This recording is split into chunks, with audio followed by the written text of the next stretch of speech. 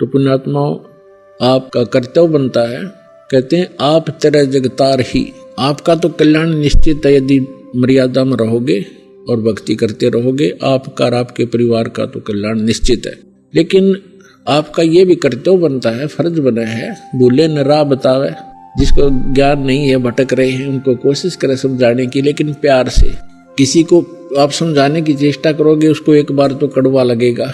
आपको भी ऐसा ही महसूस हुआ होगा प्रारंभ में, हमें भी ऐसा ही लगा था।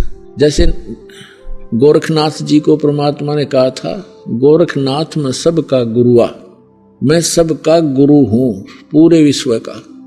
तो गोरखनाथ जी कह रहे थे, तुमरा वचन मोह लागे कड़ुआ। आप जो कह रहे हो ना अपने आप को मैं सबका मार्गदर्शक हूँ, गुरु हूँ, ये बात मुझे अच्छी नहीं लगती, कड़वी लगती है, बुरी लगती है। तब परमेश्वर ने कहा था कि कड़ुआ लगे सो मीठा होई, हमारी बात पतीजा जोई। हमारी बात पर विश्वास करोगे तो आज जो आपको कड़वा लग रहा है एक दिन मीठा होगा।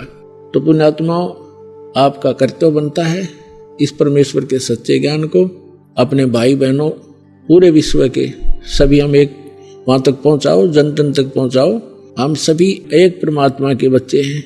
हम अपनी अनजानपने में भिन्न भिन्न हो गए, गलत गुरुओं ने हमें बांट दिया, तो हम फिर एक हो सकते हैं। इस परमात्मा के ज्ञान को जन जन तक पहुंचाओ।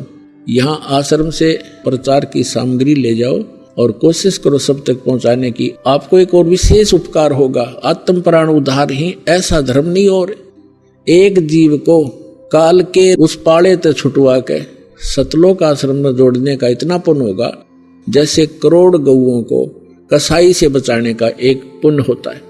तो आपको इतना पुण्य होगा, आप भी प्रचार करो और प्यार से करो, किसी का संघर्ष नहीं करे। कोई आपको बुरा भी बोला, आपका भाई बहन समझ के कि इसको पता नहीं है, तो उसके साथ विरोध नहीं करे, आगे चल पड़े। जिसको सुहा उसको ज्ञान समझावे और यहाँ से पुस्तकें लेकर वो बांटो और सबका कल्याण कराओ। बोलो सतगुरुदेव की जय।